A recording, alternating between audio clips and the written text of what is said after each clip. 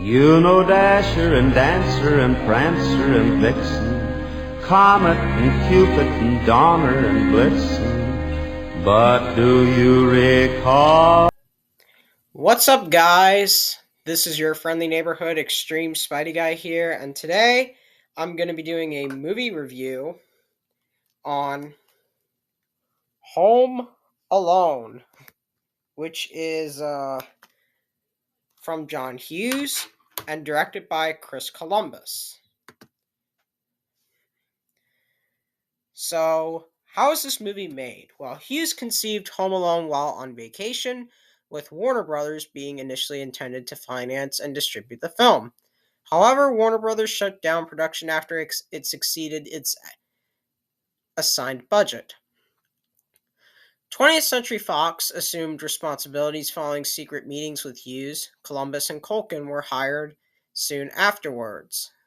Filming took place between February and May 1990 on location across Illinois. Home Alone premiered in Chicago on November 10th, 1990, and was theatrically released in the U.S. on November 16th. While the film's reception was initially mixed, in later reception has been generally positive, with praise for its cast, humor, and music. Home Alone grossed $476.7 million worldwide, becoming the highest-grossing live-action film until the release of The Hangover Part 2 in 2011. And made McCulkin a child star. Moreover, it was the second highest grossing film of 1990 behind Ghost. It was nominated for the Golden Globe Award and for Best Motion Picture, Musical or Comedy. Best Actor in a Motion Picture Award, Musical or Comedy, for Culkin, and the Best Academy Award for Best Original Score by John Williams. Sorry, Spit. And the Best Original Song for Somewhere in My Memory. Home Alone has been considered one of the best Christmas films. A sequel, Home Alone 2: Lost in New York, was released in 1992. So, what's the story for this movie? When a bratty 8-year-old, Kevin McAllister, played by Macaulay Culkin, acts out the night before a family trip to Paris, his mother, played by Catherine O'Hara, well known for being in Beetlejuice, makes him sleep in the attic after the McAllisters mistakenly leave for the airport without Kevin. He awakens to an empty house and assumes he wishes to have no family has come true, but his excitement sours when he realizes that two con men, played by Joe Pesci and Daniel Stern, plan to rob the McAllister residence, and that he alone must protect the family home. So, what are my thoughts on this movie? This movie would have to be one of the best Christmas movies I have ever seen in my life. Macaulay Culkin definitely nails the performance as Kevin McAllister. And it would probably have to be the best performance from him, in my opinion.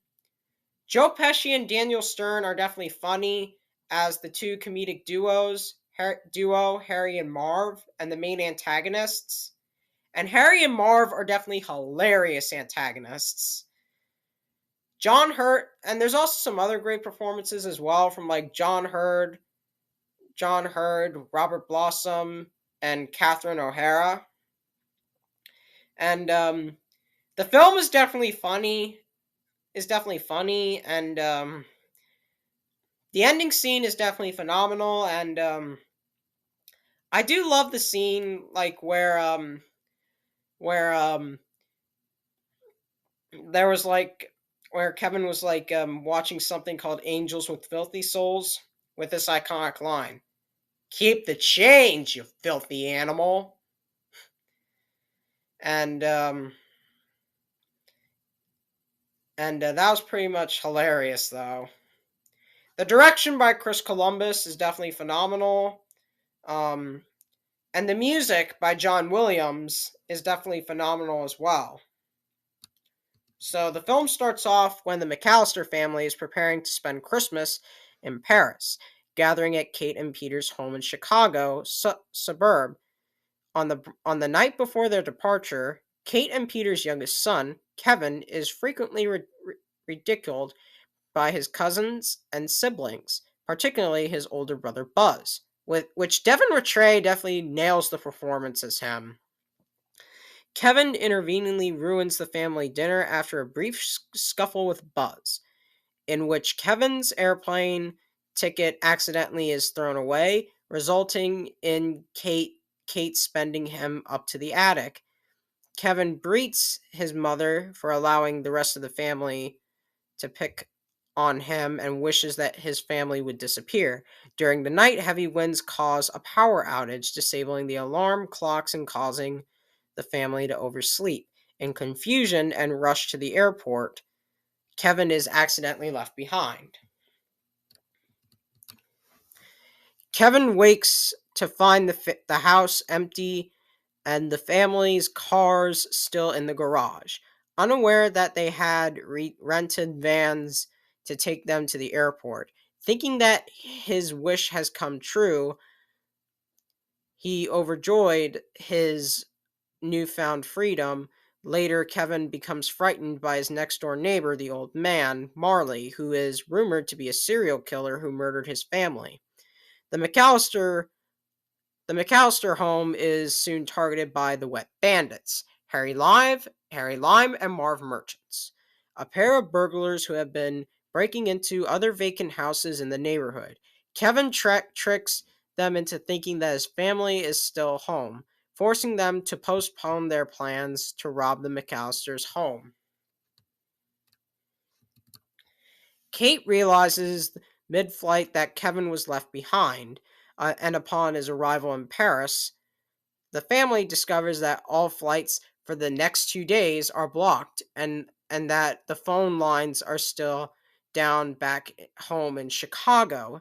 Peter and the rest of the family stay in his brother's apartment in Paris, while Kate, fearing for Kevin's safety, manages to get a flight back to Scranton, Pennsylvania, which she tries to find a flight to Chicago, but all the flights were blocked.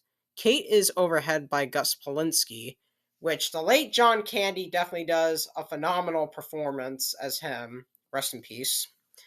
The lead member of a traveling polka band who offers to let her travel with them to Chicago in a moving van.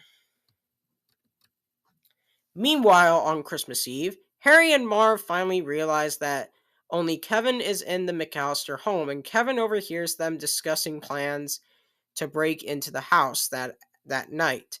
Kevin starts to miss his family and asks the local Santa Claus impersonator if he could bring his family back for Christmas. He goes to a church and watches a chore perform, eventually re-encountering Marley, who disapproves the rumors about him. Marley points out his granddaughter in the chore and mentions he otherwise would not get to see her since she is the daughter of his estranged son. Kevin suggests to Marley that he should reconcile with his son.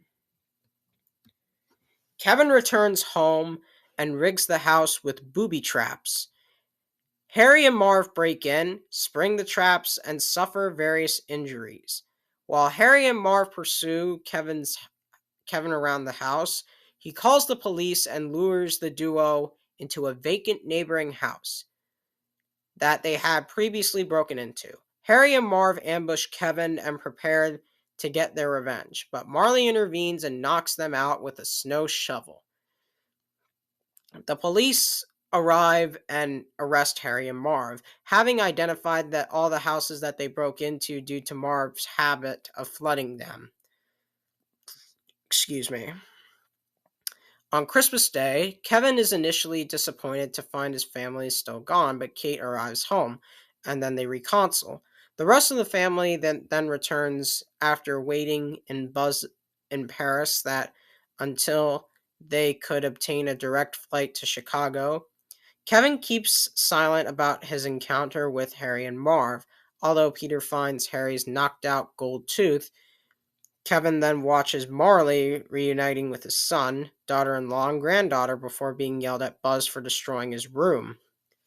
Which that end scene of where Buzz yelled at Kevin was so hilarious. And the traps are definitely phenomenal as well. Now, are there any bad qualities I have with this movie? Absolutely not, and here's how I'm gonna rate it. I am going to give Home Alone a full solid 10 out of 10.